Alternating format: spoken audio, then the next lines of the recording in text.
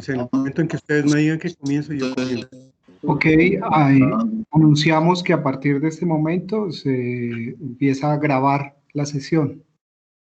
Si alguien no se encuentra de acuerdo con esto, pues nos lo manifiesta.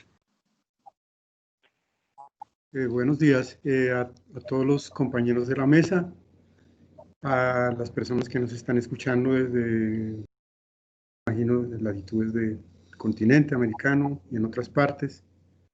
Muchas gracias por esta posibilidad de compartir mi trabajo de tesis doctoral. Mi nombre es Fernando. Yo soy profesor de matemáticas de la licenciatura en matemáticas de la Universidad Distrital. El trabajo que yo hice de la tesis doctoral se llama como el título, Narrativas civilizatorias de la enseñanza de la matemática en Colombia. Este proyecto lo realicé entre el año 2012 y 2017, ¿sí? Y mi directora fue la profesora Marieta Quintero del doctorado en educación de la Universidad Distrital. Bueno, algunas cosas que yo quiero destacar del proyecto es mi interés como profesor de matemáticas en entrar en el campo de la sociología figurativa de Norbert Elias. Pues porque mi interés ha sido siempre como entender el devenir de la educación matemática y más que todo en el plano de la formación de profesores de matemáticas. Entonces este proyecto tiene un origen centrado en esas dos cosas. Se llama narrativa civilizatoria porque el proyecto combina la narrativa histórica y profesoral, docente, de Hayden White con el corpus teórico de Norbert Elias. El objetivo de la investigación fue general comprender en procesos de larga duración cómo se sitúa la enseñanza de la matemática como un dispositivo para el progreso en Colombia. Y los objetivos específicos fueron dos. Uno, comprender lo que se mantiene, irrumpe y transforma con la enseñanza de las matemáticas. Y el segundo objetivo es también en procesos de larga duración, describir el sujeto que se pretende formar con la enseñanza de las matemáticas. La metodología que yo empleé en la investigación es de tipo cualitativo, hermenéutico. El diseño que se empleó es de investigación narrativa, que combina, como digo, elementos de la narrativa histórica con la narrativa docente. La técnica empleada fue el trabajo de archivo. Y en el caso de la narrativa docente, en la entrevista narrativa. Dentro de las categorías que yo empleé en el marco teórico para hacer el análisis de la información, están la categoría de procesos de larga duración, la categoría de figuración y la categoría de modelización del aparato psíquico. Un poquito de cada cosa. Cuando yo me fijé en los procesos de larga duración, me fijé en tres cosas: el manejo de la técnica, el cambio de las costumbres y los hábitos y las creencias en los sujetos profesores y en los sujetos estudiantes, y la modelación del aparato psíquico en relación con las coacciones externas provenientes de las estructuras sociales y la autocoacción, como en el proceso de modelación de la estructura de la personalidad del sujeto. En la categoría figuración, lo que se llaman como las cadenas de interdependencia que dan lugar a las composiciones o entramados sociales, que para Norbert Elias eso se llama figuración.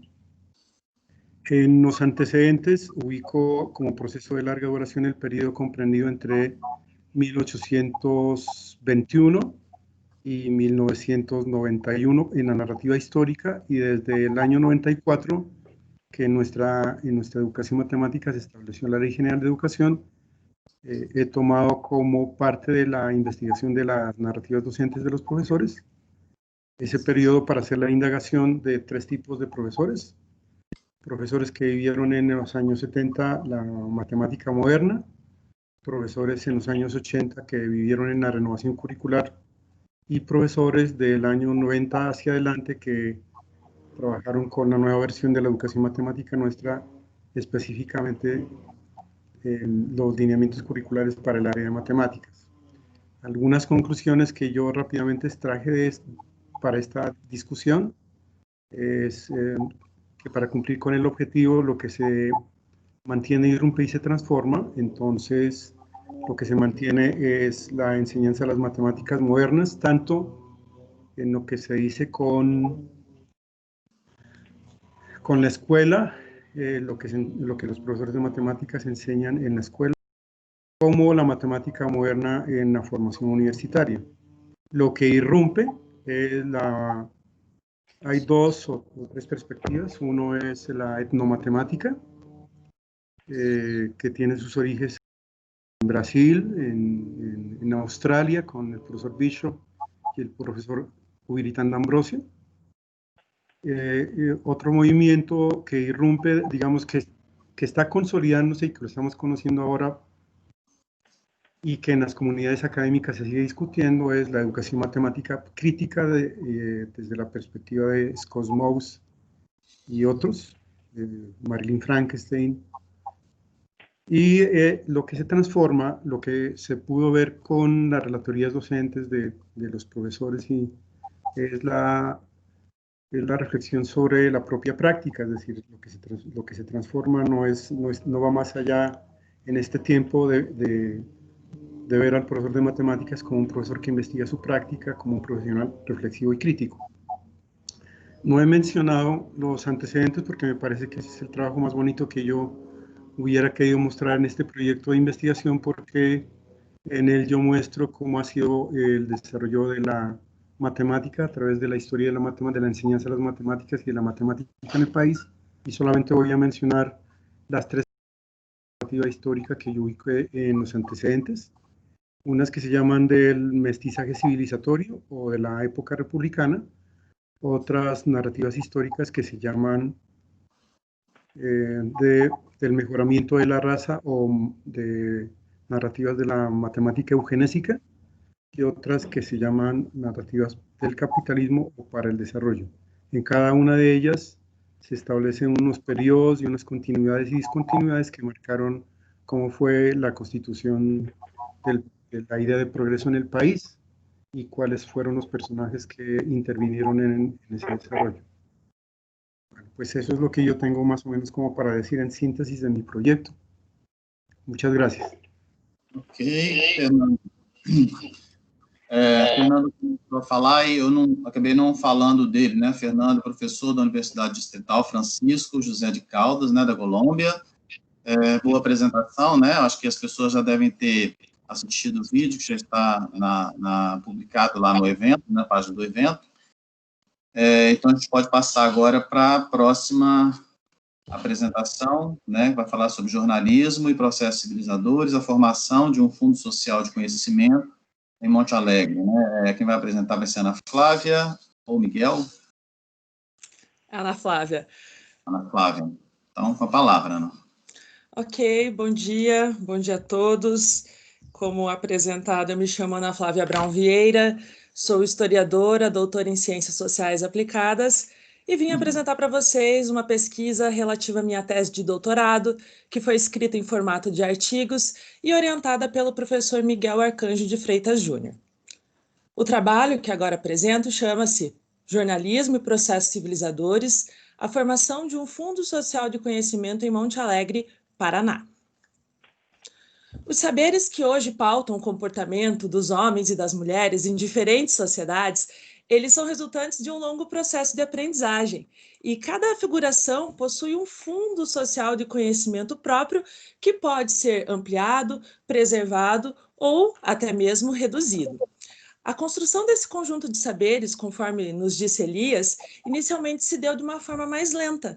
No entanto, ao longo das os próprios conhecimentos adquiridos estimularam o desenvolvimento da capacidade de prospecção que paulatinamente passou a orientar os saberes a serem aprendidos pela descendência. Assim, diante dos diferentes mecanismos que podem interferir na constituição de um fundo de conhecimento coletivo, eu estudei a influência do jornalismo. E pensando em sua intersecção com o processo civilizador, eu levantei como hipótese, né, que as narrativas publicadas nos jornais contribuem para a célere internalização das normativas comportamentais, ou seja, no lugar de aguardar que as próprias redes de interdependência reclamem novos padrões de apresentação comportamental, os jornais publicam sínteses daqueles saberes que são tidos como socialmente aceitáveis pelo grupo responsável por tal publicação. Então, para estudar essa hipótese, a cidade-empresa de Monte Alegre, que hoje é o município de Telêmaco Borba, aqui no Paraná, foi tomada como um paradigma empírico e visando conhecer aspectos dos saberes ali partilhados e da transformação comportamental dos seus residentes, foi realizada a análise de conteúdo das crônicas de Marênfes que eram publicadas, né, no jornal da empresa.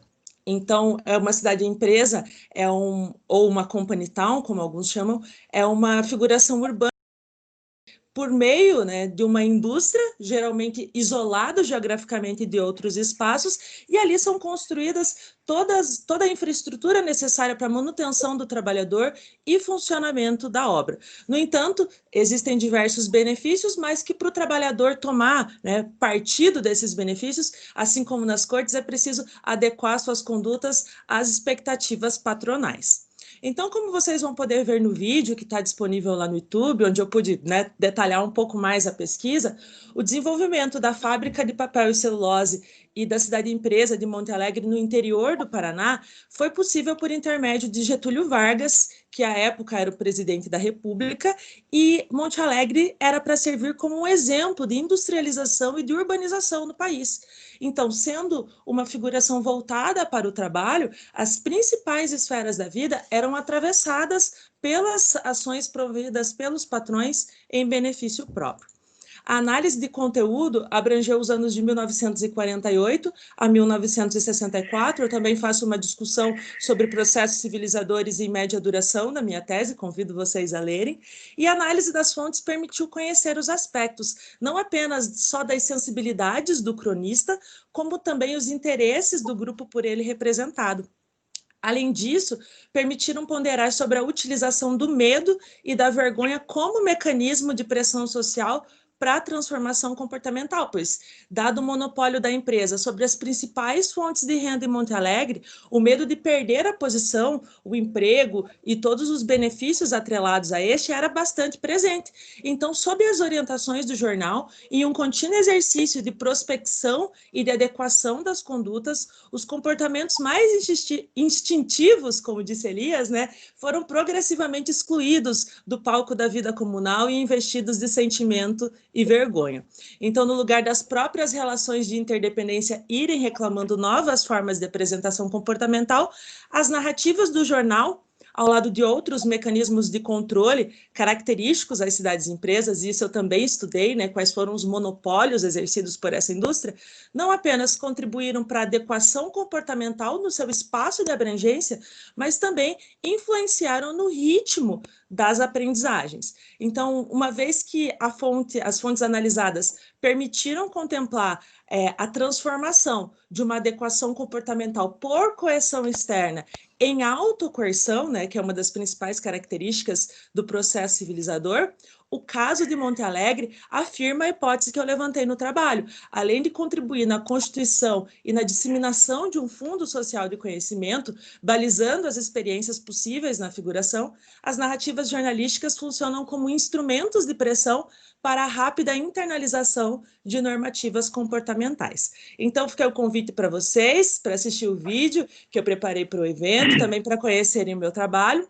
Mais uma vez, eu sou a Ana Flávia Abrão Vieira, minha tese se chama Jornalismo e a Duração dos Processos Civilizadores, Análise da Adequação Comportamental e de Formação de uma Segunda Natureza em Monte Alegre. Em breve envio o link aqui para vocês no chat. Muito obrigada pela atenção e seguimos conversando no momento das perguntas.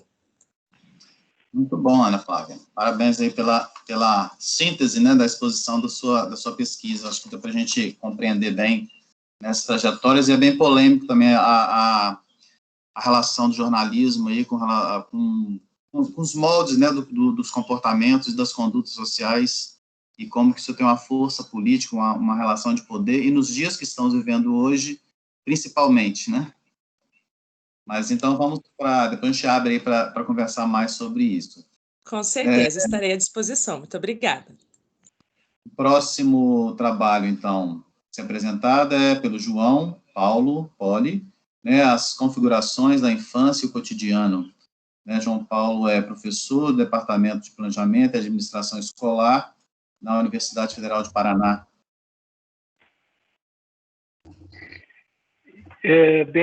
Bom dia a todos. Eu vou com a Patrícia, nós vamos apresentar um pouco da síntese do nosso trabalho que temos desenvolvido num grupo de pesquisa bem grande na Universidade Federal do Paraná, no programa de pós-graduação em educação.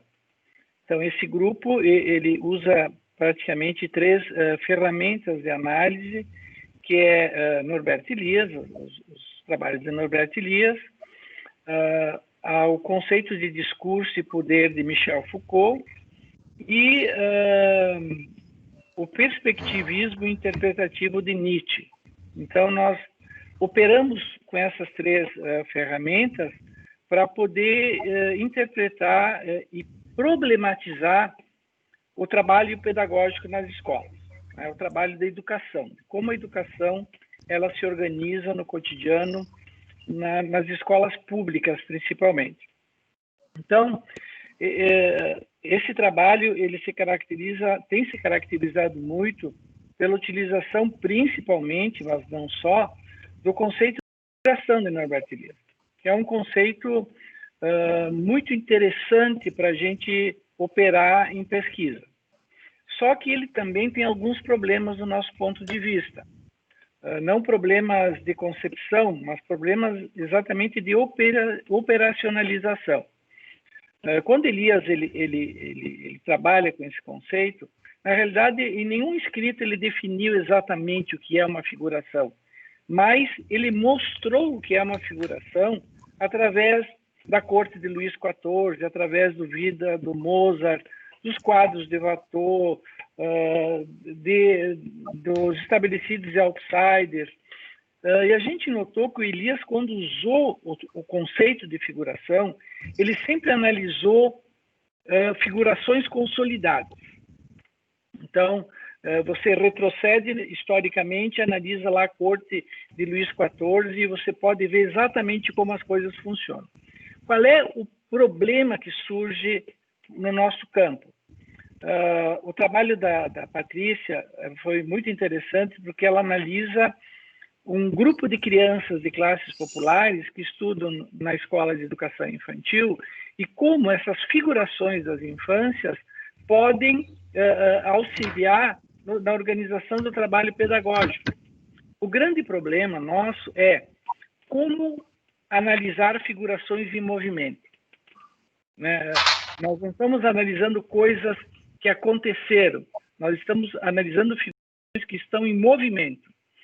E nos tempos atuais, os movimentos figuracionais eles são muito intensos. Por quê?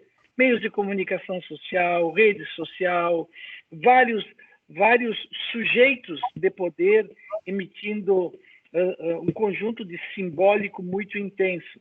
E isso muda permanentemente.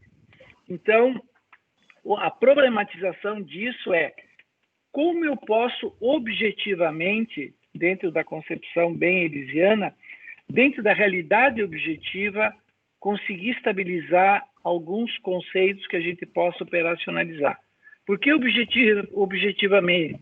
Porque nós podemos rapidamente cair numa ideologia, em interpretações pessoais e ideológicas. Não é? Então, isso é um problema que o Elias, ele, ao longo da sua obra, e Foucault também, e Nietzsche também, eles vão falar desse limite muito estreito entre quando eu falo objetivamente e quando eu interpreto ideologicamente. Então, o que eu tenho notado também nos nossos congressos aqui, que nós temos participado, é que muitos trabalhos é muito difícil a gente estabelecer um limite entre aquilo que o Elias vai chamar da objetividade, e aqui não é a neutralidade, não é a positividade, mas a realidade como tal da fantasia. Então, a contaminação é muito grande. Então, é essa problematização que a gente está, ao longo de vários trabalhos, tentando pensar. E a Patrícia pode nos dizer um pouco do seu trabalho, eu acho, de como ela vai analisando essas configurações e como essas configurações são importantes, né, essas figurações para o trabalho pedagógico. Tá, obrigada, professor. Eu acho que pelo tempo eu tenho aqui só uma base, né, para compartilhar. Então, para a gente entender o recorte que nós trouxemos para essa conferência, trata especificamente da discussão do que é cotidiano como locus de fenômenos importantes, né, que permitam compreender as figurações especificamente da infância na periferia urbana da cidade de Curitiba e bem localizado num determinado grupo de crianças. Então, o Elias, ele faz uma discussão, né, bem interessante, inclusive uma crítica e uma resposta a uma crítica que se faz do trabalho dele, por um conceito de cotidiano, é um texto publicado em francês, né, e aqui nós tivemos acesso e é uma tradução dele, um texto traduzido para o francês, na verdade, é onde ele discute o cotidiano e ele problematiza que, ora, o cotidiano é visto como algo trivial e corriqueiro, né, portanto, ele se responderia, ele daria conta por si só de explicar, né, os fatos sociais dentro da sociologia, e ele discute que, em outra vertente, o cotidiano também é extremamente objetivado, estruturado, tornando também inacessíveis, do ponto de vista filosófico, né, a condição de que outros que não sejam do meio filosófico acessem essa relação. E isso estaria muito voltado para a experiência, né, a discussão da experiência. Em um determinado momento da nossa pesquisa, nós nos organizamos para conversar com as crianças, né, de periferia urbana, são crianças de 5 anos, para tentar compreender quais seriam os elos de interdependência, né, nessas cadeias, dessas configurações dessas crianças, e o que elas nos apontariam. E aqui nós trazemos justamente o cotidiano nessa perspectiva eliasiana, né, uma busca, provavelmente nós não fechamos, seguimos pensando sobre isso, numa busca para compreender o cotidiano do ponto de vista configuracional, né, que quer dizer o quê? Eu não posso, nem tudo é e nem tudo é objetividade. E ele pede para que se observe a partir da relação da sócio e da psicogênese, né? Então, existe um desenvolvimento, não existe uma noção clara de desenvolvimento da psique sem que a gente pense nas relações entre elas, né? E a gente precisa olhar para os fenômenos que, do ponto de vista das correntes sociológicas, são muito subjetivos e não devem ser olhados porque não podem ser universalizados. Então, quando Elias nos fala em figurações e nos oferece uma metodologia processual, ele nos permite olhar o que é comum e o que é relacionado, né, às configurações como um todo. E como o João Paulo falou, né, em tempos em que essas mudanças são muito fluídas, e a gente tem que olhar configurações em constantes transformações, que eu acho que é o caso dos trabalhos aqui, né, que já foram apresentados. Então, as crianças citam nessa tríade, só para eu já ir concluindo, a questão do bairro como uma relação extremamente importante entre o espaço e as relações de poder, percebem relações de estigma relacionadas a medo, costume, moral, que circulam dentro das relações com o bairro, a perspectiva de moradia, a família, né, as relações de poder em relação ao papel e função que essas crianças exercem dentro de cada família. E nós defendemos por que isso seria importante, né, olhar as categorias e conceitos, as populações e as formações, para que a escola, né, considere os significados do ponto de vista das minúcias que circulam no cotidiano, porque elas podem também nos dar indícios que esses significados, né, são gerados e têm efeitos também nas redes, né, e consequentemente nas configurações, trazendo implicações civilizatórias. Então, você olha o micro, o macro, né? E lembrando que essa é uma linguagem que, inclusive, para o Elias não dá conta, né? De pensar e externar os resultados. Então, ele já faz a discussão, né, do arcabouço conceitual, que talvez não nos permita também avançar. E aí, o que isso implica na escola, né? Nós acreditamos que a escola tenha que se perceber nessa perspectiva de forma contextualizada, né? Ela ainda não tem clareza disso, na nossa opinião, de que ela é influenciada pelas configurações e de que ela faz parte delas. Então, esse é um recorte de um dos capítulos na dissertação, que tratou das configurações da infância, a educação e as configurações da infância na periferia urbana. Obrigada. Muito bom.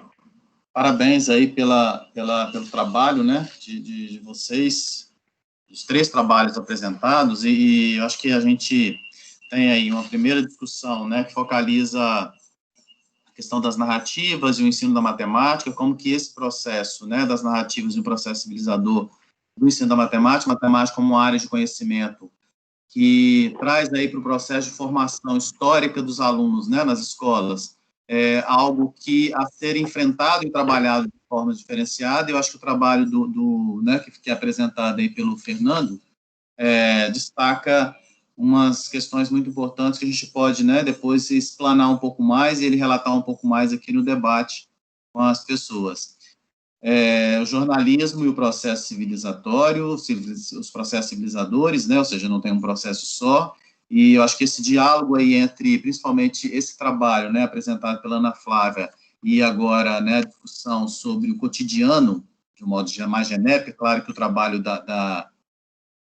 do Paulo e da Patrícia fala aí do cotidiano na infância, mas se a gente pensar as relações, né, como traz aí a Patrícia, a questão dos bairros, da cidade, como que isso vai se configurando, e como que isso é também narrado e conduzido pela mídia de um modo mais genérico, isso também vai se configurando, né, processos de configurações da vida cotidiana, né, de todas as pessoas, que de fato também, né, afetam lá os processos formativos na infância.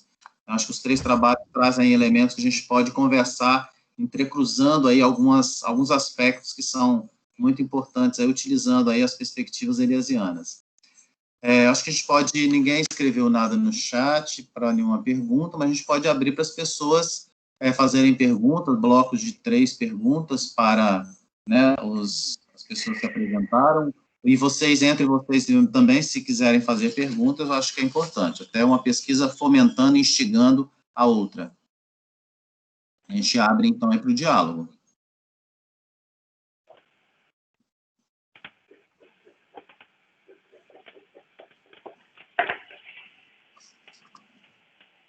Tem alguém que gostaria?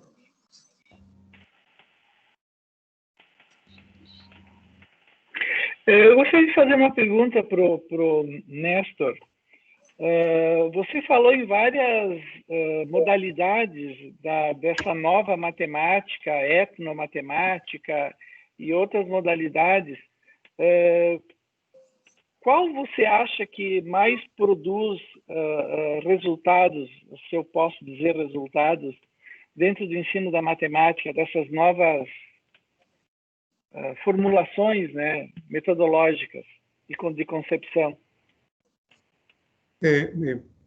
Profesor, bueno, yo lo que decía es que con la narrativa histórica que construimos en procesos de larga duración, quisimos como en esta época hacer un rastreo de cómo fue el proceso civilizatorio desde el año 1821 a 1990, que es cuando se mantiene la educación, digamos, de la vieja data, como de la pedagogía de la transmisión, y con la constitución política de nuestro país da origen a esta nueva Ley General de Educación, que se orienta de una manera hacia el paradigma constructivista social. Entonces, lo que yo encuentro desde 1930 con la incursión de las matemáticas, bases matemáticas o estructuras matemáticas, con la llegada del profesor Francisco Vera a Colombia, es que él encuentra en la Universidad Nacional de Colombia que las escuelas de matemáticas estaban en una situación de desventaja en relación con lo que se estaba haciendo en Europa, porque Francisco Vera es un matemático español. Él hace unas conferencias y el diagnóstico que él hace es que la Facultad de Matemáticas de la Nacional, que era donde se formaban a los profesores y a los matemáticos, para que se pensaron primero para el desarrollo tecnológico e industrial del país, es decir, en la segunda ola del capitalismo. Y entonces en la Universidad Nacional de Colombia se empiezan a ofrecer esas modalidades de matemáticas modernas, desde 1930. ¿Y dónde surge la matemática moderna en las universidades? Pues ahí, y se traslada rápidamente hacia otras facultades de matemáticas del país.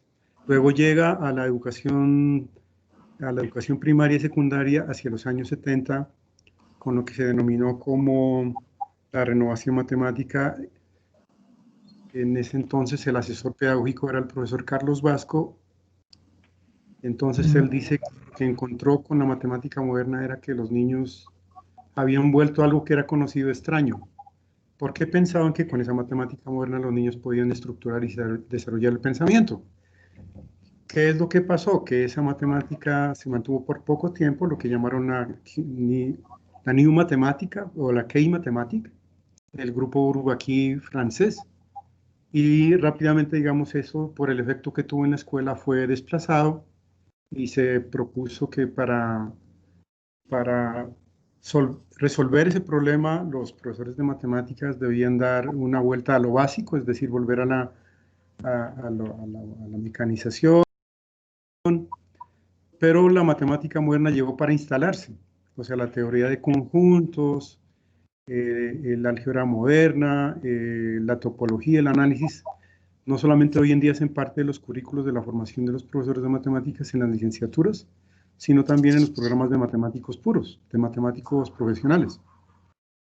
Y entonces, por esa razón es que yo pienso que cuando uno les pregunta a los profesores entrevistados, los que vivieron en la época de los 70, 80, ellos rápidamente dicen que eso no ha cambiado, que lo que hace el proceso civilizatorio es mantener cómo operan esos agentes ahí, digamos, con esa educación matemática, y que lo más fácil para los profesores es reproducir lo que está en los textos escolares. Entonces, esa es una parte. Lo de la etnomatemática y lo de la educación matemática crítica para nosotros en Colombia es muy reciente. Eso data del año 2000 más o menos, es decir, un poco antes. Pero hoy en día se está viviendo como un momento interesante porque los profesores y profesoras en los colegios están pensando que la manera de superar esa brecha que generó esa matemática moderna es a partir de una educación que les permita a los chicos entender para qué se usan las matemáticas, y que las prácticas escolares también pueden tener un sentido emancipatorio y libertario, es decir, como con el desarrollo del pensamiento reflexivo y crítico de los estudiantes, y hacia la transformación de las prácticas de los estudiantes para profesores en las licenciaturas y más allá en la formación continua de los profesores. Pero pues eso no ha calado, y entonces lo que está pasando ahora en este momento en el país es que algunas licenciaturas que tenían esa formación de hace 50 años o 100 años, entonces estamos viendo que durante los procesos de formación en las licenciaturas, los estudiantes están entendiendo que la única manera de saltar esas grandes brechas que ha generado esa matemática moderna es a través de prácticas reflexivas. Pues más o menos es mi resumen. Gracias.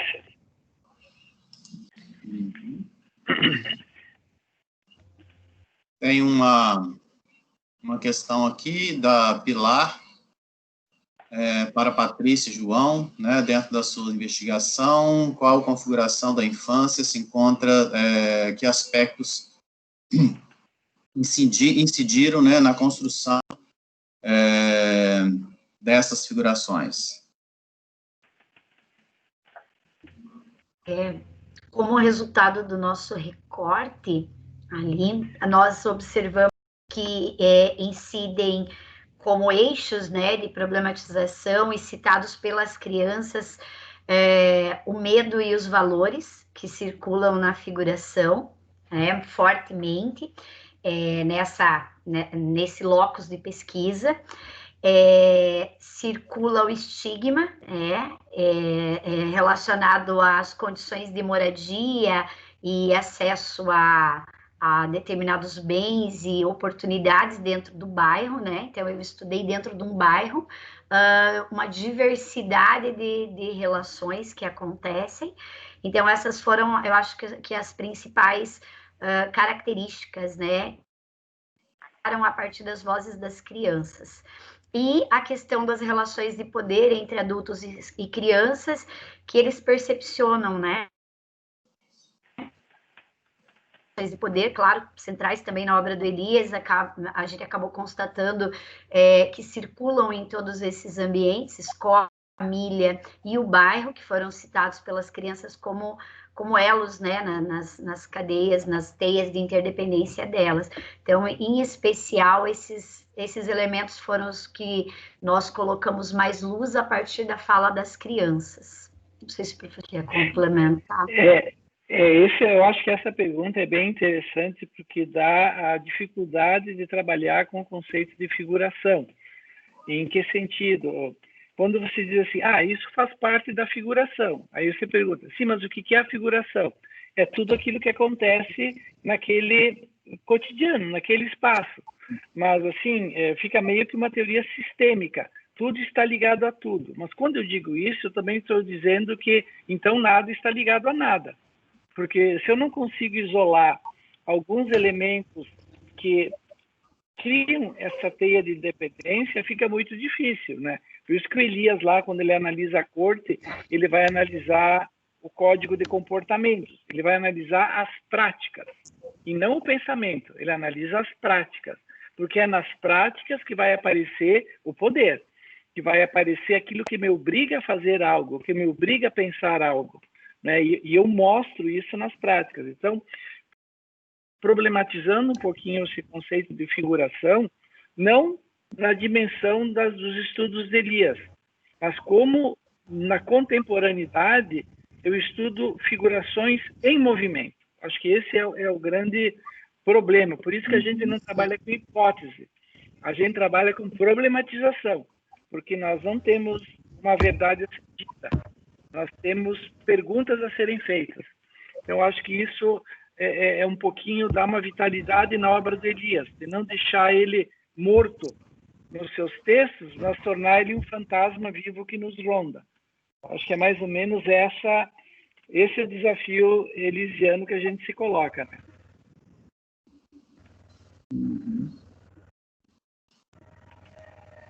Bom, eu queria ouvir um pouquinho a Ana Flávia sobre, né, o seu trabalho, aprofundar um pouquinho os detalhes sobre essa...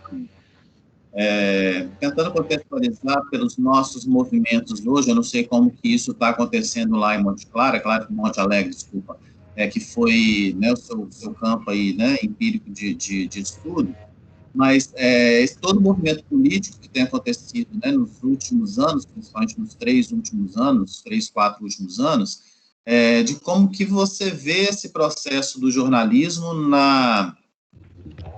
nessa modulação, né, de condutas, de comportamentos, e de como que as pessoas têm reagido isso, não no sentido também de enfrentamento, porque aí está relacionado a uma perspectiva de poder colocada tanto pela mídia, né, e qual é a força da mídia nesse processo, e no mecanismo da própria trajetória histórica, né, pensando aí a configuração de uma sociedade que vai se modulando, se moldando também a partir dessas contribuições de força de poder da própria mídia, né, pela via do jornalismo.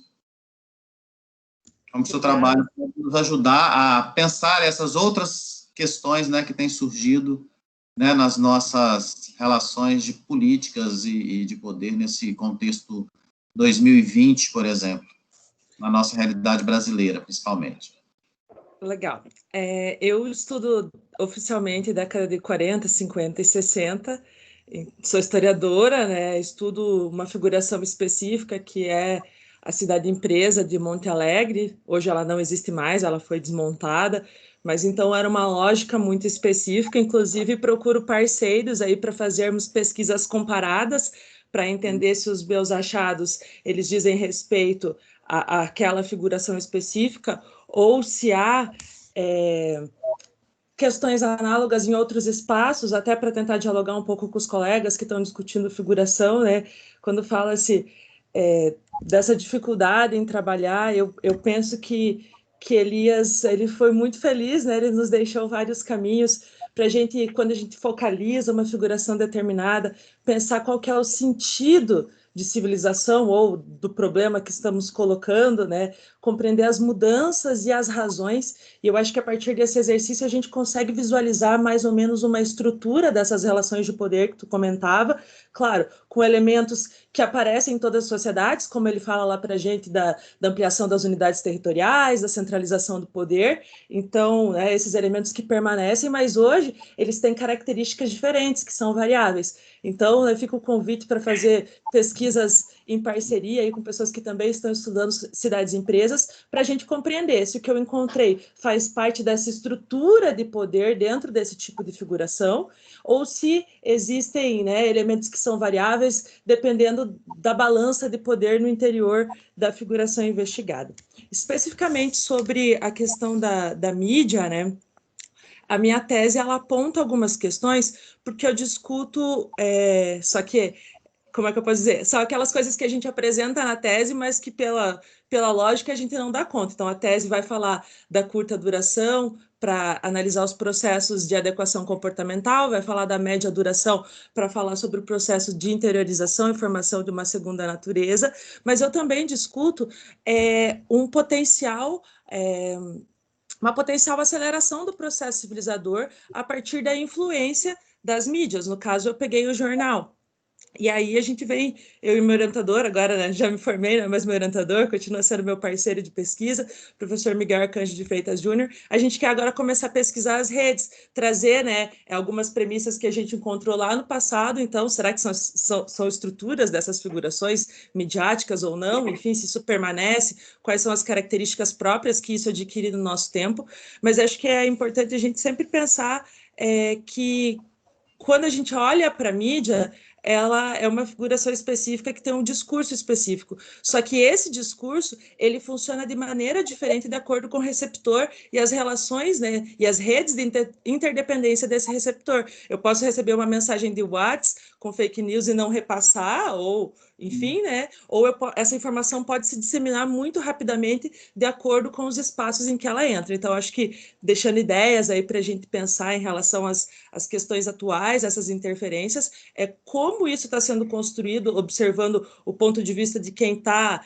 disseminando informação e também, na outra ponta, tentar compreender quais são as relações estabelecidas por esses que acatam essas informações. Né? No meu caso, lá em Monte Alegre, essas pessoas não tinham saída, era o único veículo de comunicação que existia num espaço extremamente isolado. Então, para mim, foi muito mais fácil de identificar esse que se coloca investigando agora questões contemporâneas e ainda mais depois das redes sociais, né, com o WhatsApp e outras formas de comunicação instantâneas que nem sempre disseminam um conhecimento acurado com a realidade. Então, acho que a gente precisa debater mais, dialogar mais, mas também nesse sentido que o professor João havia colocado, né, de se pautar nos conceitos de Elias, nessas estruturas de poder, nessas questões, né, que ele nos deixou, para a gente avançar agora e tentar compreender as especificidades do nosso tempo a partir desse conhecimento.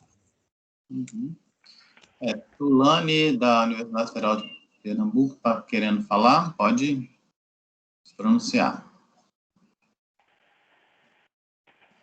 Abrir seu microfone. Bom dia a todos e todas. Estava acompanhando o debate, muito bom. Quero parabenizar a todos que comporam esse painel, essa mesa. E aí eu quero dizer que eu sou uma candidata, parceira da Ana Brown, já estudei com ela numa disciplina. Nós temos uma conexão de ideias com relação ao estudo das mídias e do jornalismo. Eu sou formada em jornalismo. Comecei a visualizar também as mídias como uma espécie de manual de conduta dos corpos, né? Mas eu fiz um um acréscimo à minha dissertação de mestrado.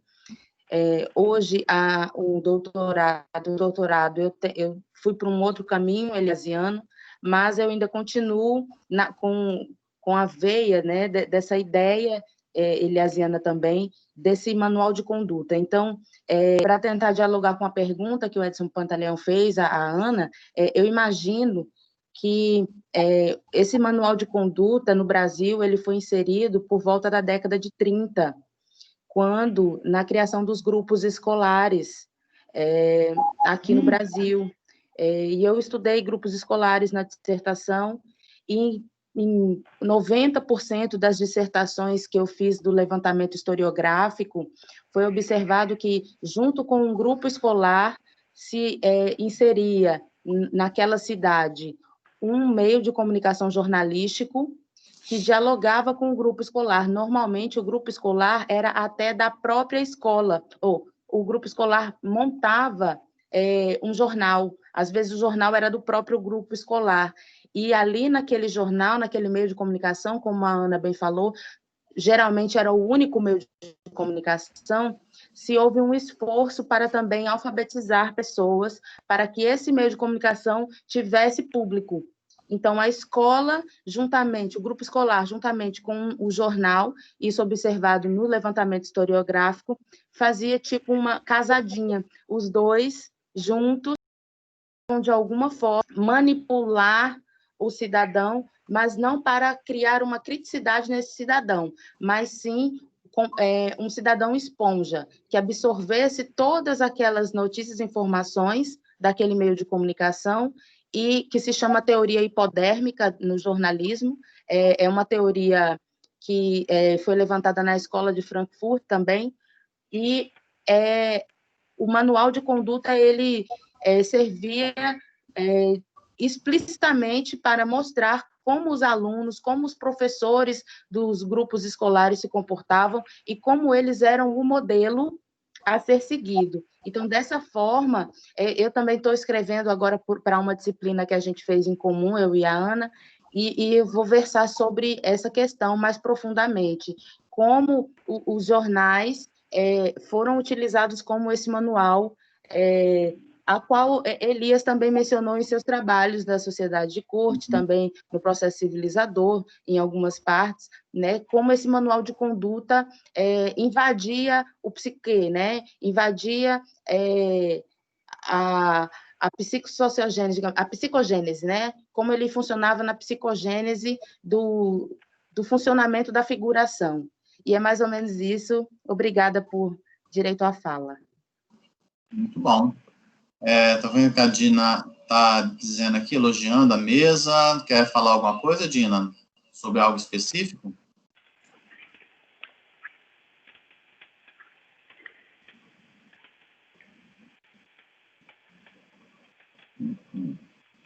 Bom, gente, está aberta aí para mais alguma rodada aí de debate, pergunta, questionamento, reflexões. Ana, eu poderia só fazer uma questão de curiosidade. Você utiliza em algum momento da tua tese os estudos do Richard Hogarth, do Raymond Williams, do Thompson, que eles analisam os documentos produzidos para operários do início do século XIX na Inglaterra, a cultura do pobre, enfim, são vários estudos que eles fazem de como determinados documentos produzidos na época transitam entre os operários para buscar tentar uma certa ordenação do pensamento operário. Não sei, só por questões de curiosidade mesmo. E quando você fala em discurso, você usa análise de discurso ou a ordem discursiva Foucaultiana? Obrigada pela pergunta, professor. Eu usei bastante o Hobsbawm, principalmente quando ele está falando ali dos surgimentos da imprensa na Inglaterra e durante o processo de Revolução Industrial, como o jornalismo foi muito utilizado para a adequação das condutas à nova sociedade que ali se desenvolvia. eu não consigo lembrar agora o nome do livro, estava procurando ali, mas não achei de imediato, que eu lembro que o sobrenome do autor é o Anderson, que ele também vai falar do uso da imprensa nesse processo de adequação das condutas. Então, eu fiz algumas leituras lá da história para conseguir pensar essa questão, né? O jornalismo como um dos elementos que influencia essa constituição do Fundo Coletivo de Conhecimento, né? E as experiências, portanto, já que agimos a partir das experiências que temos, e aí fui tentando articular essa questão. E aí a sua segunda pergunta, professor, eu fiquei tão pensando na primeira que agora me fugiu, você pode fazer a gentileza de repetir? Sobre se você faz o discurso, você analisa a partir da análise de discurso de Bardin, essa gente aí, ou das ferramentas do discurso Foucaultiano? Metodologicamente, eu faço parte de um grupo de pesquisa aqui na Universidade Estadual de Ponta Grossa, de um programa interdisciplinar, né, em Ciências Sociais Aplicadas. Então, a gente costuma muito prezar não, eu não gosto de falar isso, mas é um pouco a lógica que tem ali, né? Processos mais estruturados para análise. Então, até tem um pessoal que usa bastante software e tudo mais. Eu fiz a análise de conteúdo pautada na Bardin de maneira manual, porque eu acho que nesse processo você vai conhecendo a tua fonte, e quando você tem um conhecimento historiográfico, né, o conhecimento da sociogênese local, então nessa fonte você já começa a perceber a relação com as relações de poder, como que a psicogênese se configura. Então eu fiz análise de conteúdo e elenquei alguns critérios, então eu entendo que as categorias que emergem, elas representam as sensibilidades do grupo dominante e quais são as esferas da vida sobre a qual eles querem atuar e transformar o comportamento. Então, nesse processo, eu já consigo observar, né, só levantando as categorias, eu já consigo observar essa questão. E aí, então, problematizando, no caso desse trabalho, eu problematizei o uso do medo e da vergonha como elementos, né, que estimularam essa rápida adequação, mas aí depende dos achados específicos das fontes. Mas uma coisa que foi muito interessante é que mesmo utilizando fonte oficial, nessa perspectiva de pensar as relações de poder, utilizar a metodologia de análise de conteúdo, eu também consegui perceber os movimentos de resistência, porque eu entendo que a manutenção de um padrão narrativo significa que aquele comportamento ainda não se transformou. E quando, de repente, para de falar, né, muda o jeito de abordar o assunto, enfim, significa que alguma coisa mudou na composição psicogenética das pessoas daquela região. Então, eu acho que, modéstia à parte, foi bem feliz umas escolhas que a gente fez, assim, durante a tese e agora nos artigos que a gente tem produzido. E o que me ajudou a pensar o jornalismo, teoricamente, foi os trabalhos do Luiz Gonzaga Mota. Ele tem uma metodologia específica chamada análise crítica da narrativa, é bem coisa do jornalismo. Então, eu me apropriei da parte teórica da análise crítica da narrativa e a análise em si, pelos objetivos da minha pesquisa, que não era pesquisar jornalismo em si, né, mas processo civilizador, eu utilizei a Bardin. Mas também, quem quiser conhecer esse trabalho do Luiz Gonzaga Mota, é muito bom para a gente pensar relação de poder. Como a Tulane comentava, os jornais eles não são manuais de comportamento, mas ali eles prescrevem, né? Eles não têm esse objetivo em si, mas eles estão nos prescrevendo como agir. E aí, então, esse livro do Luiz Gonzaga Mota, tem também um grupo bem forte lá da Maria Alva Barbosa, que pensa o jornalismo como um formador, porque essa é a minha interpretação, né? Ele não é só um produto, ele não só reproduz o que vende, mas ele forma gostos, forma sentidos para então ser comercializado. Então é muito feliz porque ali vai falar, né, que a formação da subjetividade ela é enviesada pelas narrativas às quais temos acesso. Então acho que foi um protocolo bem feliz aí que a gente conseguiu trazer referências da história, da sociologia, do próprio jornalismo, né, pensando na interdisciplinaridade do meu programa e fomos bem felizes aí nesses achados que encontramos. Eu posso só fazer mais uma perguntinha, assim, bem curtinha? Claro, por favor. Deixa eu ver como é que eu vou formular ela para formular bem. Você é jornalista, historiadora? Eu sou historiadora e fiz doutorado em Ciências Sociais Aplicadas. Então, assim, o diálogo de Elias, eu sou sociólogo, mas assim, eu precisei para trabalhar na minha carreira de sociólogo, a principal ferramenta que eu utilizei nos meus estudos foi a história. Então, eu sou sociólogo por formação e historiador por paixão. E há sempre uma discussão na história sobre a longa duração e a curta duração e a média duração. E quando Elias ele utiliza as categorias sociogênese e psicogênese, mesmo nas obras dele, quando ele se refere a isso, ele dá para entender um pouco que isso é longa duração, né? Então, são processos que ele, quando analisa os alemães, ele vai lá no fundo, porque a sociogênese e a psicogênese, ela vai se construindo ao longo de um longo período, em curtos períodos. E é uma pergunta de inquietação. É possível, em curtos períodos, como no caso do teu estudo, falar em sociogênese e psicogênese? Muito obrigada pela pergunta. Porque esse é o foco da minha tese, na verdade, que uma coisa que, desde que eu li Elias pela primeira vez, eu me incomodava que tanto da longa duração e os pesquisadores brasileiros não usam a longa duração. Essa foi a minha primeira... Sabe quando você está começando a estudar, né, estudante empolgada e algumas inquietações aparecem para você? Essa foi a primeira questão. Eu até fiz um estudo sobre isso, a média dos brasileiros é de aproximadamente 50 anos.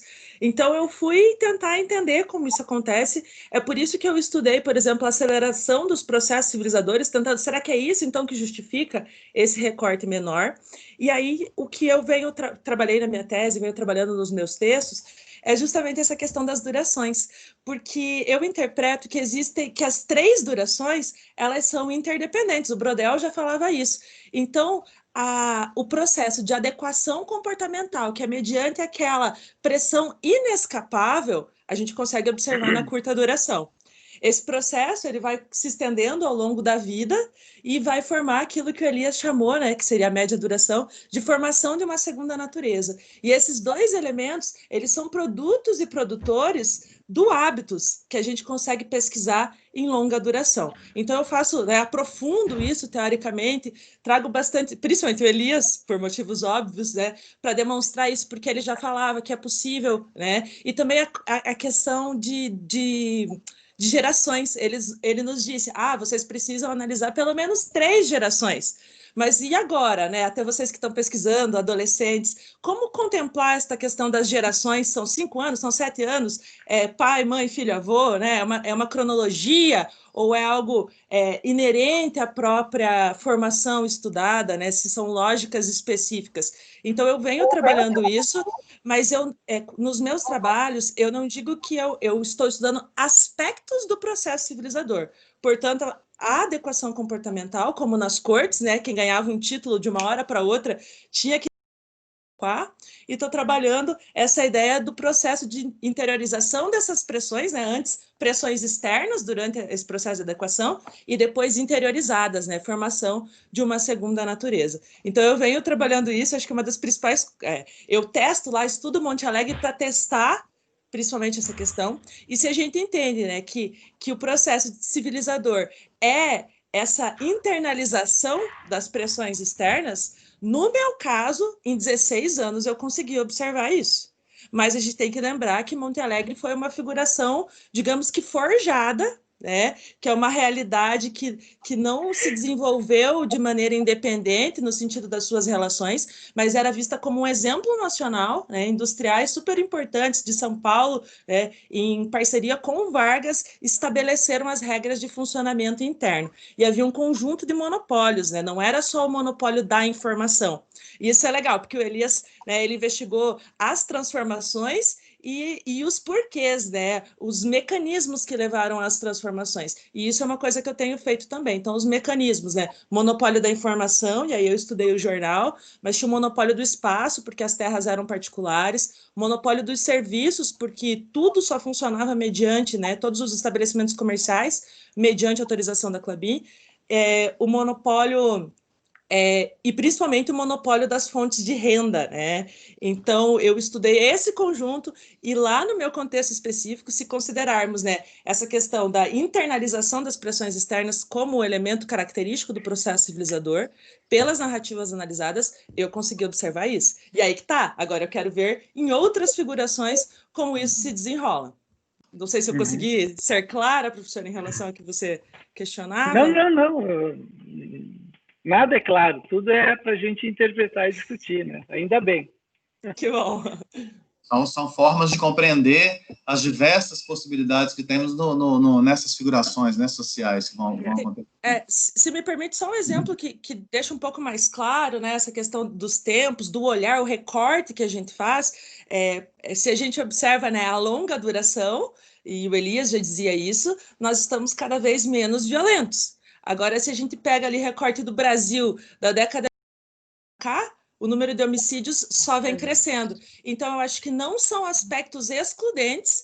Nas durações menores, a gente consegue ver as ações intencionais, não que efetivamente o que a pessoa tenta é o que acontece, isso depende do processo de recepção e das próprias relações de poder, mas aqui, por exemplo, como eu estudo, né, um pouco das características da elite, eu estou vendo, então, o que eles estavam tentando fazer de maneira direcionada, coisa que, às vezes, em recortes longos, por trabalhar com amostragem, isso não seria possível.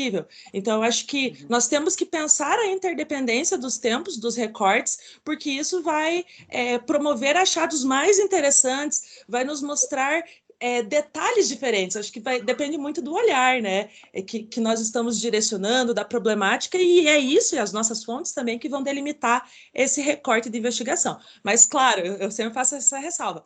Como historiadora, eu sempre, enfim, como uma cientista dos processos e das figurações, digamos assim, os meus recortes menores estão perspectivados na longa duração. Eu estou atenta ao processo que vinha antes, eu fiz um recorte, é o que aconteceu depois. Isso sempre acho que é importante estar presente, né? Eu não estou querendo assassinar o que o Elias falou, não, pelo contrário, mas também pensar estratégia, que a gente continue usando Elias, mesmo com as lógicas da pós-graduação hoje em dia, que por vezes é extremamente difícil fazer um trabalho de longa duração. Então, pensar alternativas, né, para continuar utilizando dentro das lógicas que regem o nosso trabalho atualmente. Então, seria um pouco nesse sentido que venho propondo.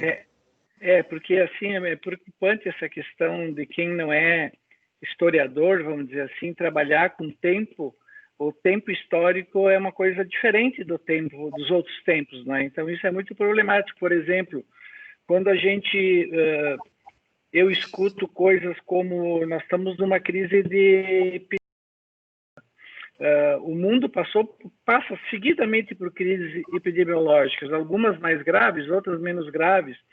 Então, quando eu escuto assim coisas como essa crise que nós estamos vivendo hoje, ela é um movimento descivilizador, isso é problemático no meu ponto de vista, evidente, respeitando todas as outras interpretações.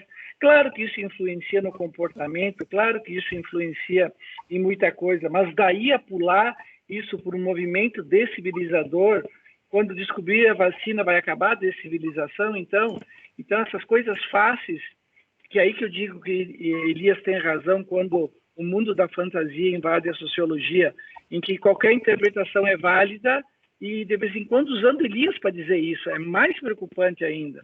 Então, essa questão do tempo, do movimento histórico, do que é exatamente o tempo na história, e todos os estudos dos análises, e toda uma série de bibliografias que já são consolidadas na história, se reduz a um tempo curto, muito curto, que é o caso pandêmico, né? Agora, é claro que é preocupante, evidente que é preocupante, mas eu, usando máscara, eu sou mais civilizado ou menos civilizado? Eu não sei. Isso eu vou deixar para as gerações futuras pensar. Então, aí entra a ideologia. Então, aquele que é contra tal por tal político diz que isso é ciência. É uma confusão, né, que a imprensa, inclusive, ajuda muito a fazer, que o sujeito perde a noção da análise. Ele se mergulha na ideologia e daí isso é fantástico, assim, porque é impressionante, né? Como Elias nos deixou coisas para pensar. E uma das coisas que eu problematizo é a própria noção de descivilização. Porque, assim, então vamos entender que, de maneira geral, é uma redução da manifestação violenta. Só que em cada figuração existe uma concepção daquilo que é violência, existe uma sensibilidade própria. Então, por exemplo, quando a comunidade LGBT está dizendo isso, né, e eles estão perdendo direitos atualmente, né, para eles isso é descivilização. mas para os conservadores, que são contrários à liberdade individual de exercer a sua sexualidade, é algo extremamente descivilizado. Então, eu acho que essa é uma questão que nós, estudiosos, temos que sempre estar ponderando, porque nós, né, nós fazemos sociologia figuracional. Então, o que a nossa figuração está falando? Né? Qual é o ponto, qual é a sensibilidade, qual é o entendimento dali, para a gente, né, não fazer bagunça, não misturar as ideologias, enfim, no nosso fazer. O Elias dizia que o trabalho da gente não era dizer se melhorou ou se piorou, né? Era entender as estruturas daquela transformação. Então, a gente tem que ficar muito atento nisso. Na tese, eu também faço um pouco dessas discussões. Eu acho que vai ser bem legal lá, fica o convite, gente. Estou trazendo umas coisas novas para pensarmos e acho que vai ser bem produtivo. Eu acho que Tônia levantou a mão novamente, mas antes eu acho que eu gostaria de destacar uma coisa que a Ana Flávia traz, a cautela e a importância de se fazer uma análise não apressada, né, daquele objeto, né, daquele contexto onde que está se fazendo o estudo, para também compreender quais aspectos desse momento de curta duração nos possibilita a fazer umas inferências teóricas, sem perder de vista que existe um percurso mais longo, né, nesse processo de constituição desses hábitos, né, da forma e das condutas humanas no cotidiano.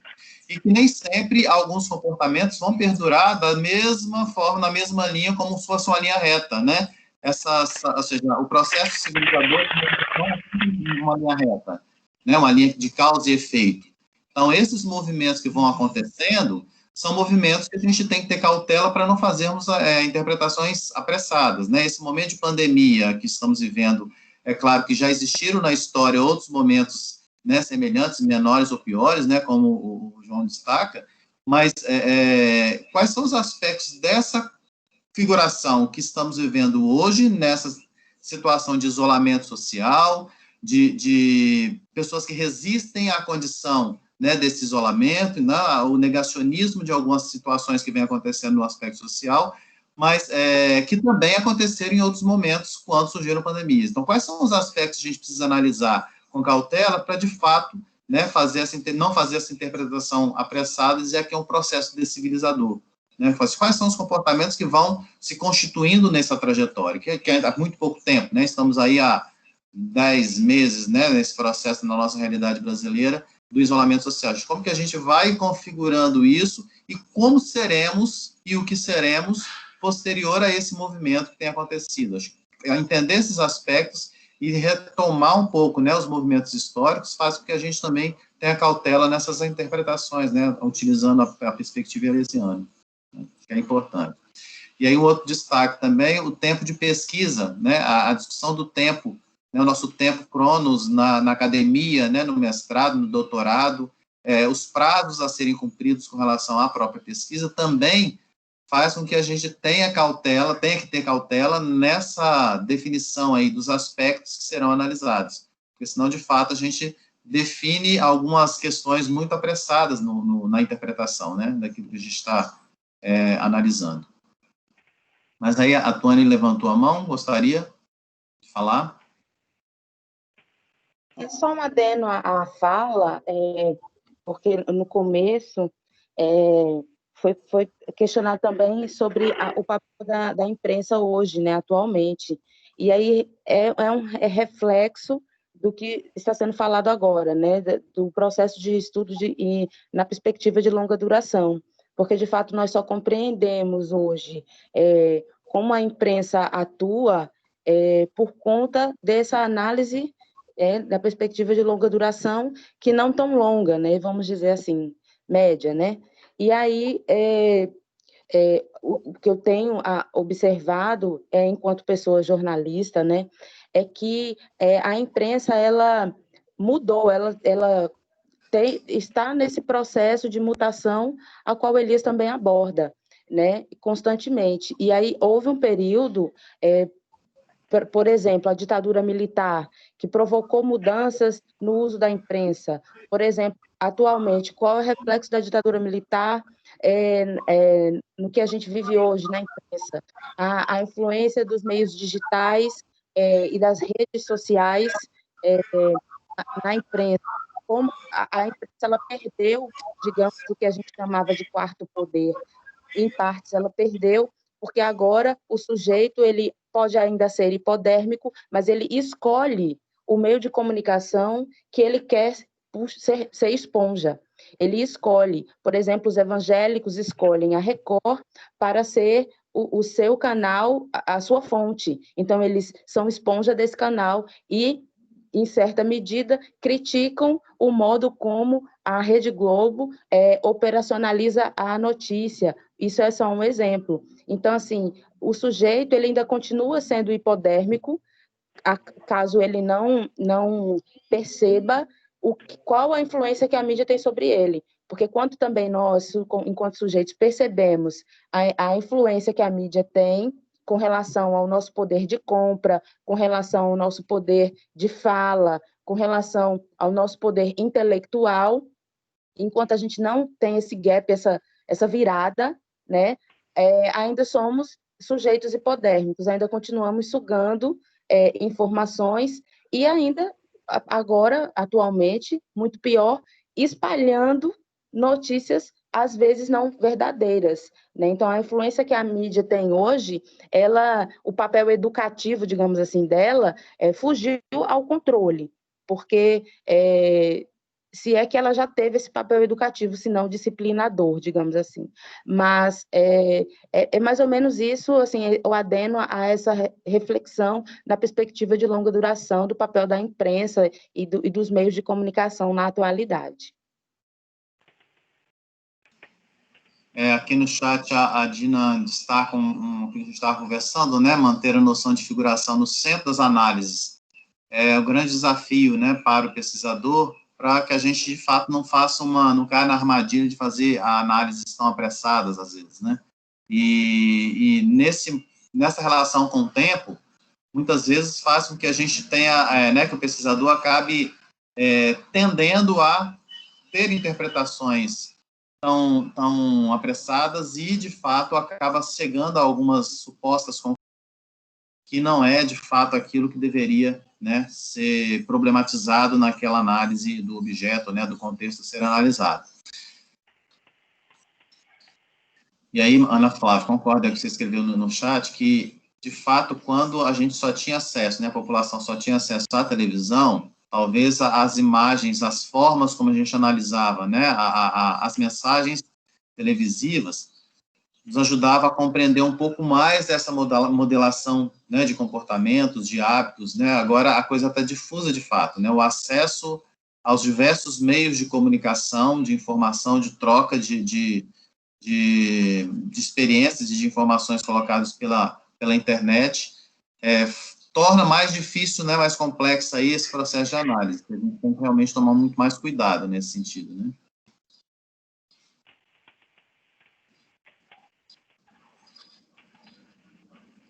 Alguém mais gostaria de fazer outra colocação? Alguma observação? Eu gostaria, desculpe. Já falei demais, pode falar. Ali. Pode falar, por favor. Não, eu queria fazer uma consideração, na verdade, né? Eu fiquei aqui me perguntando e nós passamos, quando nós encontramos um dos eixos, né, do que a gente encontrou na configuração das infâncias, né, naquele locus de pesquisa da periferia urbana, dentro do bairro, nós encontramos as relações de poder, né, fortemente reconhecidas, inclusive, pelas crianças, e o governamento, né, foi uma liga que nós acabamos fazendo, né, um paralelo com o governamento do Foucault.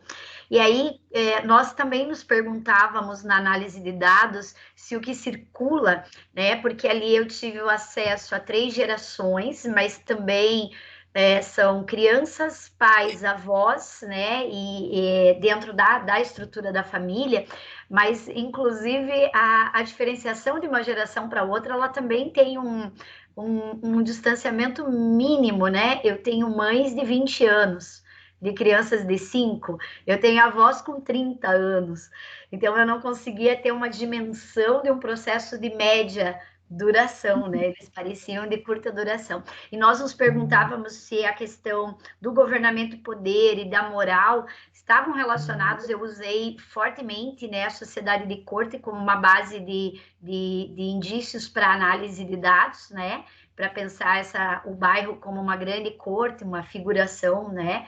Ela era pouco estável. Até no Sociedade de Corte, o Elias fala, né, do desenvolvimento de um equilíbrio de tensões multipolares.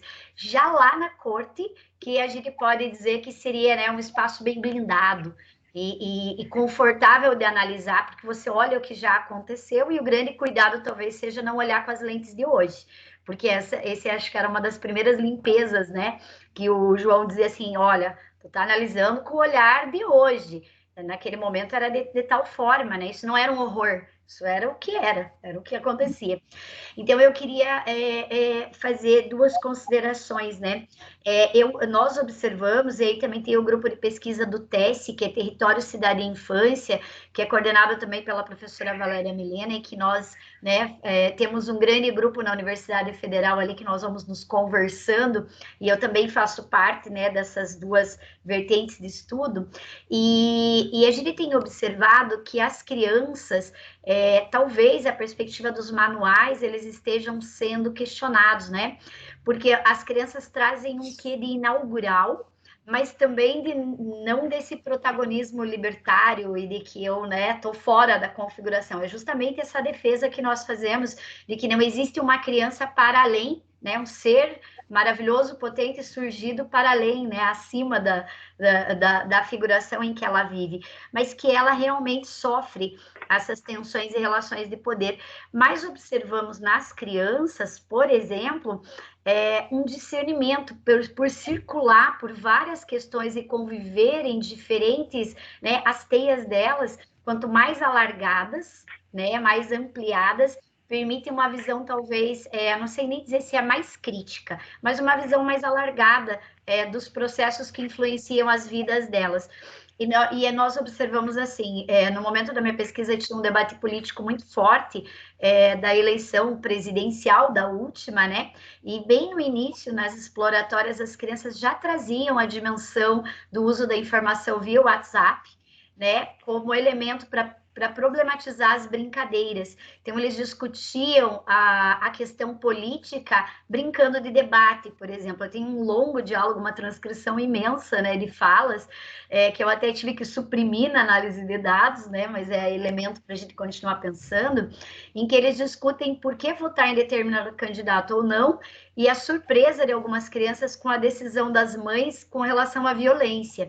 Ah, mas a minha mãe não deixa eu brigar e nem brincar no parque, porque eles não descem, né, para alguns espaços dos condomínios públicos que eles moram, né, porque tem uma mistura de pessoas, que aí tem a moral configurando o que é bom e o que é ruim para se relacionar, e tem muita violência, mas aí a mãe votou num candidato que faz arma, né, com a mão.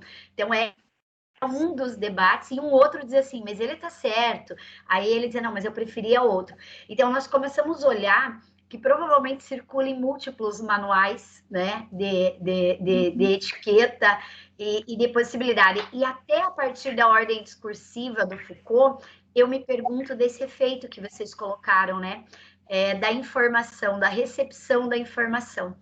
Porque em cada figuração, e dependendo de cada processo e dessa rede, né, na minha teoria, e o TESSE tem trazido muito isso, essas possibilidades alargadas, né, de tomar consciência das suas redes de interdependência, podem ser os pontos de ancoragem para pensar de forma mais crítica, né, e compreender melhor os caminhos por que nos levam às configurações.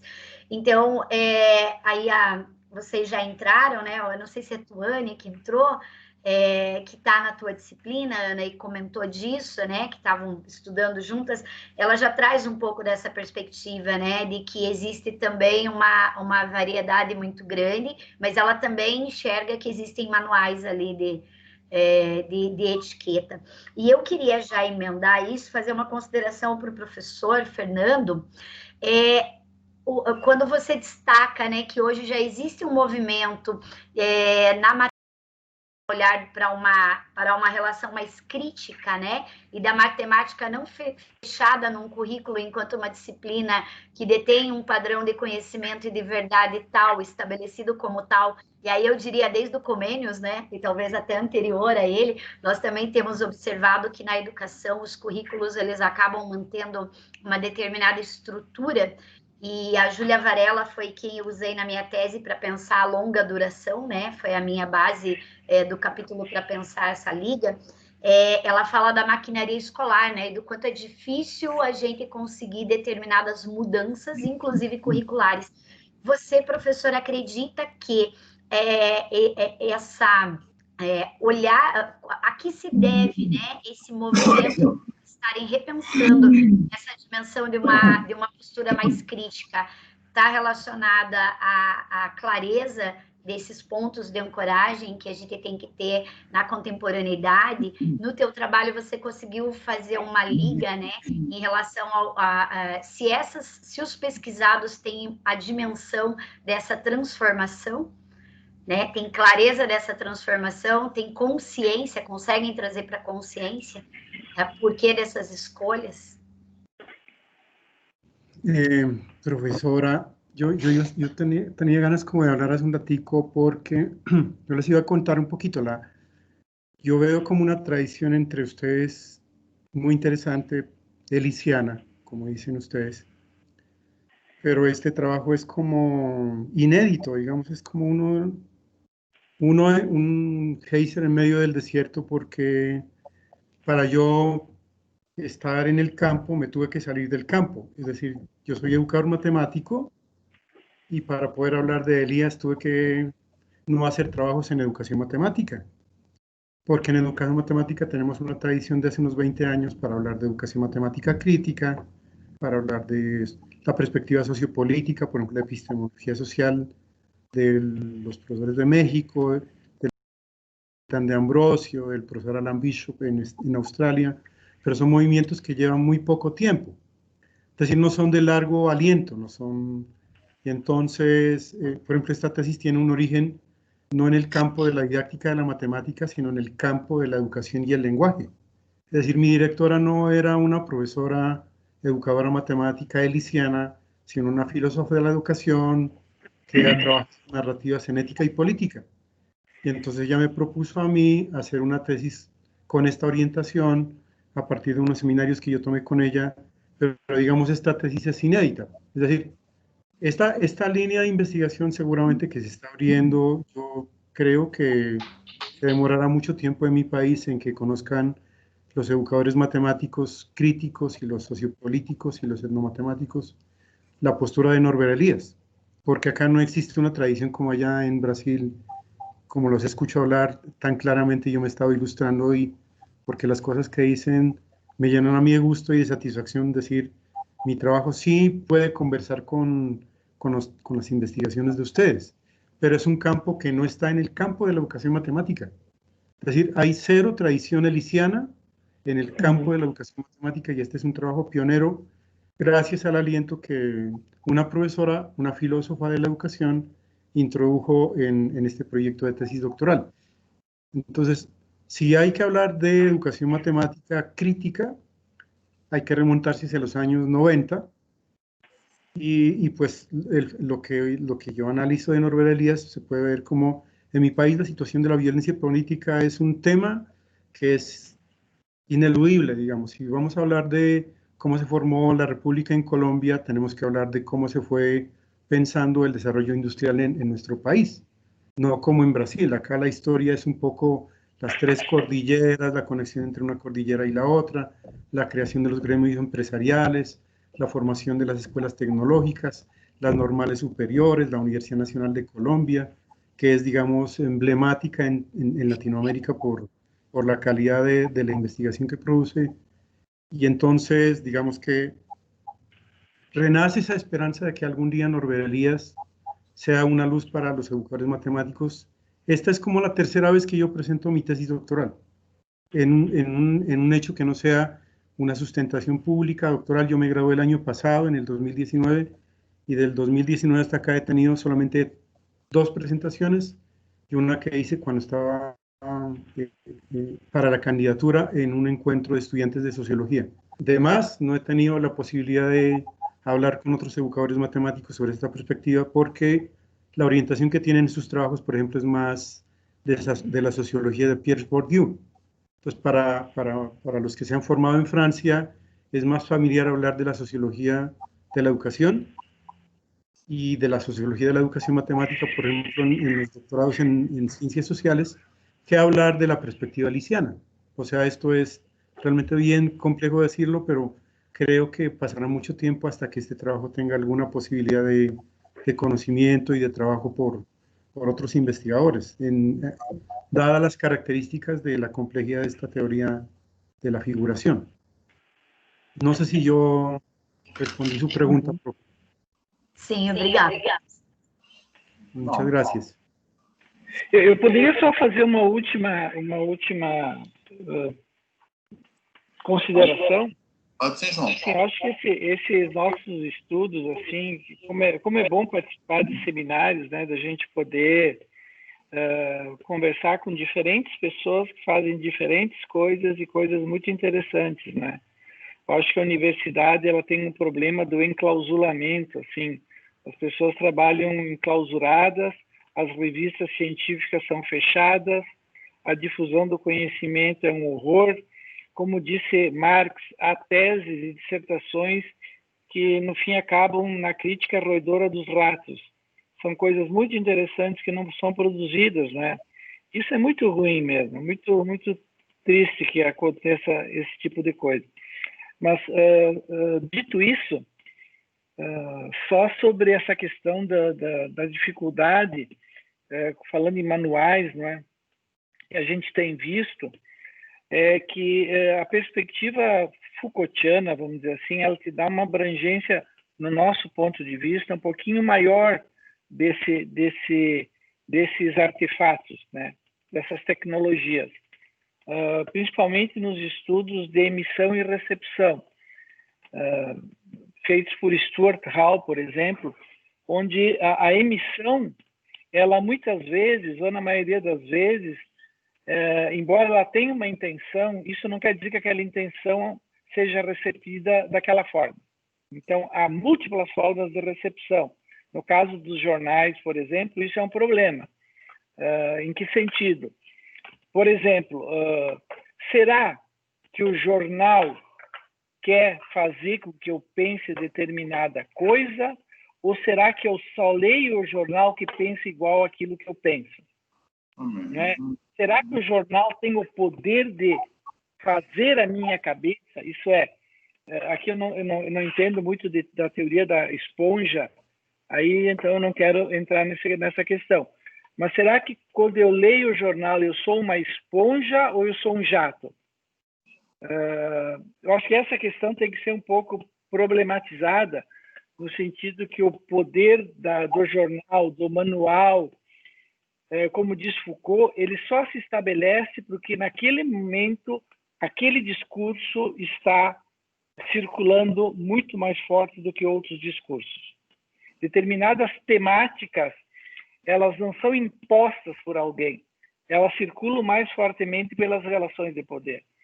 Então, assim, um pouquinho dessa relativização de alguém quer fazer a tua cabeça, então ele utiliza o jornal ou o código de etiqueta ou sei lá o quê. Algumas coisas funcionam, outras não. Então, os estudos de recepção, eles mostram um pouco isso. As crianças, elas respondem a mesma questão de maneira muito diversa. E todos vão praticamente no mesmo momento figuracional. Então, embora a gente haja um pensamento de homogeneizar as formulações, na realidade, elas são muito mais diversas que a nossa vã filosofia pensa. Claro, o uso ideológico disso é outra questão. Eu estou falando em sociologia aqui, não estou falando em ideologia. Mas o uso ideológico disso é um perigo nas nossas análises, né? Quando a gente... Alcomênios lá foi importante para a educação? Sim. Mas ele não diz tudo, ele diz alguma coisa, né? Isso acho que é muito importante quando a gente estuda o currículo, não o currículo no sentido do qual é os conteúdos de matemática, mas no sentido de como se organiza aquela figuração escolar. Né? Só esse pequeno, problematizando um pouco essas questões. Só. Não tão pequeno assim, né, João? Porque isso aí dá uma pesquisa extremamente interessante. É uma outra mesa. Exato, vamos fazer pro próximo simpósio. Já fica um tema importante. Bom, gente, estamos chegando aí no final da nossa conversa aqui. Eu acho que foi 1h30 aí de apresentação, de conversa, de debate, que foi muito interessante esse diálogo entre nós. É claro que a coisa não finaliza aqui, né? Temos outros movimentos aqui no resto da tarde, porque hoje é o último dia do simpósio. Nesse momento tão inusitado de um evento assim, né? Remoto, online, a gente está acostumado sempre no momento presencial, né? Aqui em Vitória a gente teve lá o 16º simpósio, que aconteceu aqui em Vitória, que foi muito interessante, na Universidade Federal do Espírito Santo. E, nesse momento, infelizmente, a gente tem que fazer, né, de certo modo, nessa figuração online. E, por outro lado, também temos que aproveitar os bons frutos, né, desse movimento, que a gente tem possibilidades também de dialogar com pessoas que estão bem distantes, que talvez presencialmente não poderiam estar presentes, né? Então, acho que parabenizar aí os organizadores do evento, que resolveram, de fato, né, manter o simpósio aí, mesmo nessa condição online, né, que todos os eventos têm acontecido dessa forma, mas tem sido muito rico aí os debates, as mesas, os trabalhos, né, que têm sido apresentados, acho que tem fomentado aí instigado novas possibilidades de estudo, né, para quem está participando do simpósio. Está em aberto aí para as últimas palavras de vocês que apresentaram, né, o João, Patrícia, Fernando e Ana Flávia, se quiserem aí fazer o fechamento para a gente fazer o nosso encerramento aqui da mesa de hoje. Bom, eu queria parabenizar a organização do evento também, ao Edson pela condução. O simpósio Elias é um simpósio, para mim, dos mais interessantes que ocorre no Brasil, pela fertilidade do pensamento elisiano. Eu sei que esse não é um tipo de pensamento ainda muito forte no Brasil, embora no nosso meio mas ainda a Universidade Brasileira mantém um pensamento sociológico muito clássico, para o meu gosto. Mas, enfim, acho que inovar é sempre desafiar aquilo que está posto. Parabenizar o Fernando, a Patrícia, a Ana, enfim, muito obrigado pela presença de todos e por terem a paciência de a gente se escutar um pouquinho. Outra.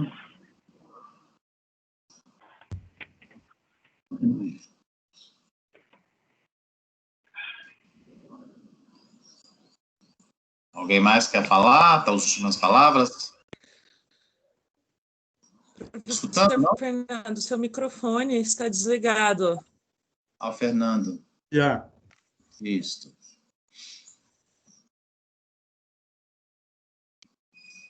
Pode falar, Fernando.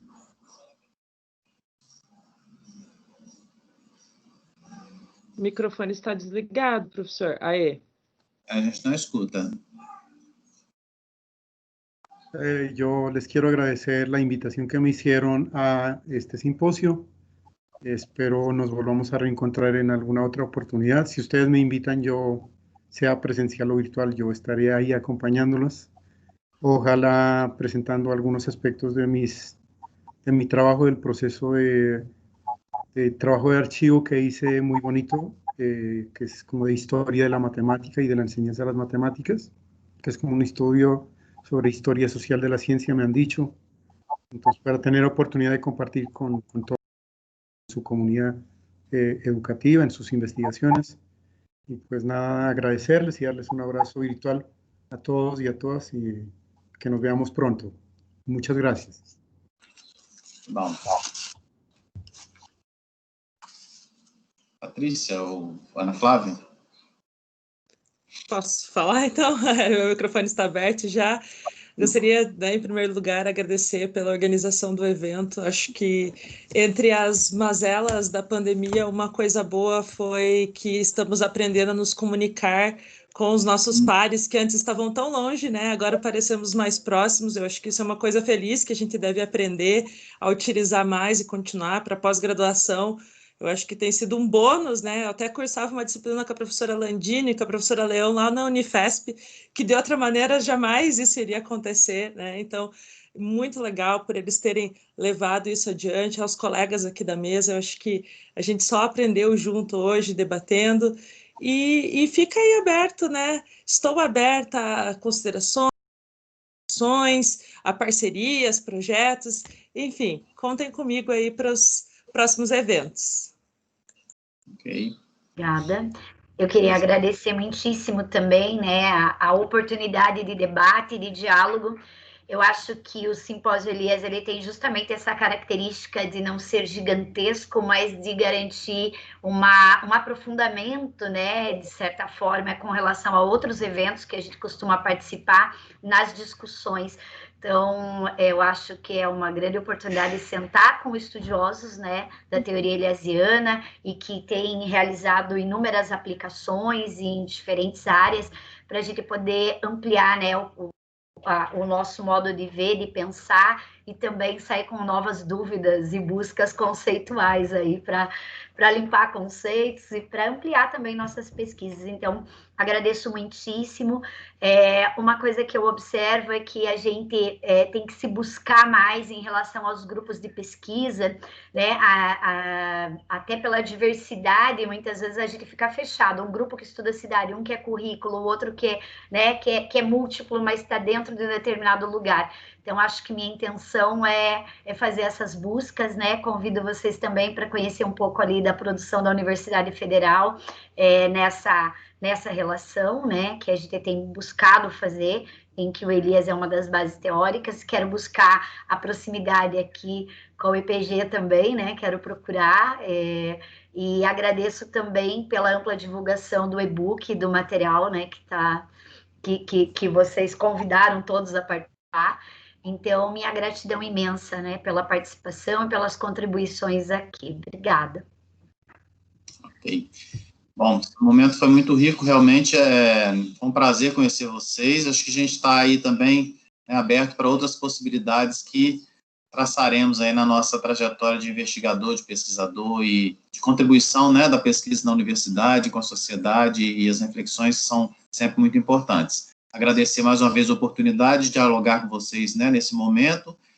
Agradecer e parabenizar também, né, o Diego, o Davi, o John Edier, que está aqui nos auxiliando, né, os bastidores aí do evento. Tem muitas outras pessoas que estão nessa organização que a gente acaba não conhecendo, mas parabéns pela realização do evento e agradeço a oportunidade mais uma vez. E aí, uma boa tarde para todos e para outros, está começando daqui a pouco uma outra mesa que a gente possa, né, usufruir dos debates. Um grande abraço para todo mundo. Ok, un abrazo para todos. Bye.